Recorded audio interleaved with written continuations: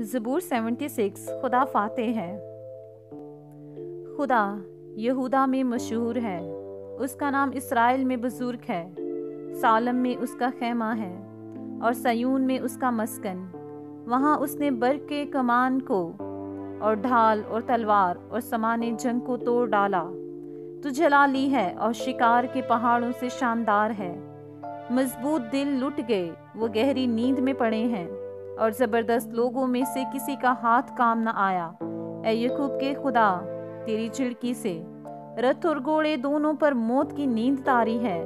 वक्त तुझी से डरना चाहिए और तेरे कहर के वक्त कौन तेरे हुजूर खड़ा रह सकता है। तूने आसमान पर से फैसला सुनाया, जमीन डर कर चुप हो गई। जब खुदा अदालत करने को उठा ताकि जमीन के सब हलीमों को बचा ले, बेशक इंसान का गजब तेरी सिताइश का बायस होगा और तू गजब के बकिया से कमर बस्ता होगा।